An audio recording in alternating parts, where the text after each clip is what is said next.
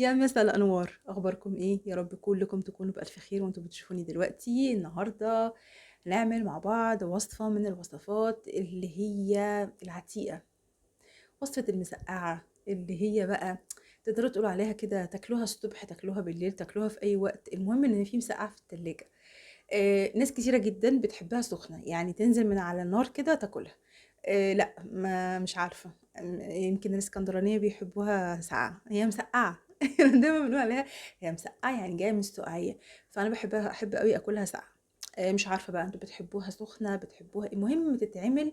وهعملها في طاسة واحدة وهتبقى كلها كده على بعضها، عايزة تتاكل أكل بالمعلقة، مش شرط بس يكون في عيش جنبنا أو كده. بس بجد حقيقة الأكلة دي أكلة شعبية وحلوة جدا جدا، كلنا بنحبها.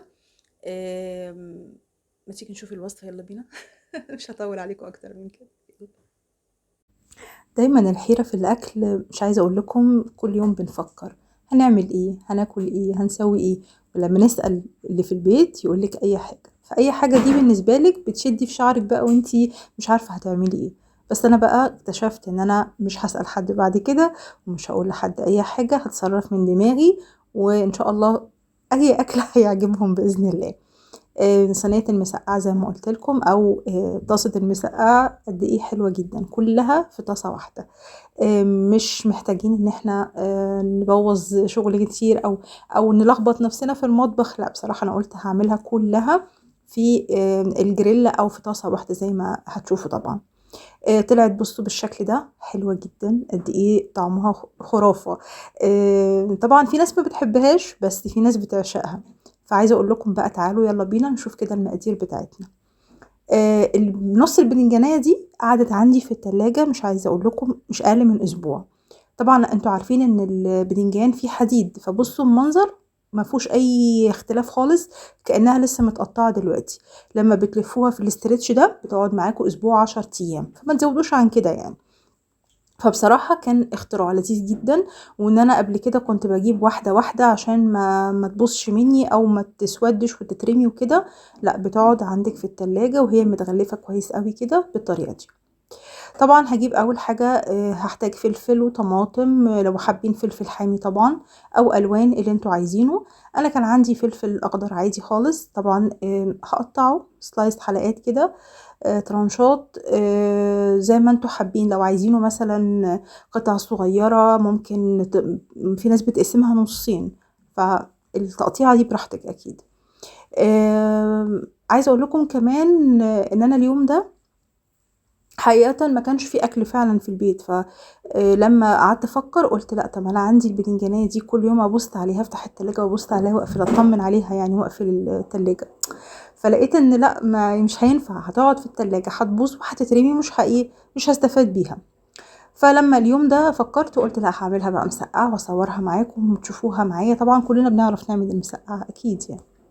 قطعت بقى البتنجان، بصوا هو طبعا عشان كان نص فما كانش حلقة كاملة. المهم قطعته مثلثات كده، شكله لذيذ وحلو.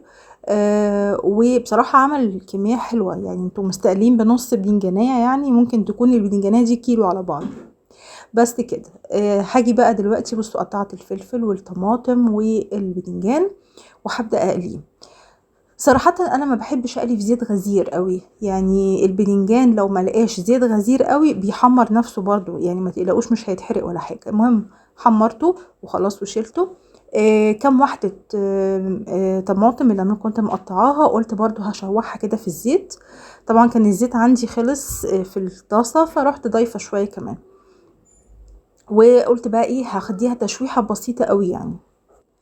بس على الجنبين يعني حاجة بسيطة قوي. الفلفل برضو كذلك، انا مش عايزة ادبلهم قوي لان لسه هينزلوا في الصلصة وهيتدبلوا على الاخر. بعد كده بقى يا ستي، زي ما قلت لكم حطيت لسه بحط الفلفل يعني واحدة واحدة كده. بس خلصت كل القلية بتاعتي، هبدأ انزل بيه فصين توم في نفس حبة الزيت اللي فاضلين، مش هزود عليهم زيت خالص تاني خالص. وفصين 3 4 زي ما تحبي. بشوحهم بسيط قوي قوي قوي. وبعد كده هعصر بقى حبة طماطم حلوين اللي هي الصلصة بتاعت المسقعة. وهكون محضره بقى حبه الصلصه زي ما قلت لكم، وهنزل بيها على التومه وشويه الزيت الحلوين دول. هتنكيها بقى زي ما انت عايزه. طبعا اهم حاجه الخل والثوم في قصه المسقعه دي. فطبعا بسيبها شويه تتشوح او تتدبل مع بعض كده الصلصه، يعني خلاص يعني تقعد كده مع بعض. وفي الاخر خالص خالص هزود شويه من الخل.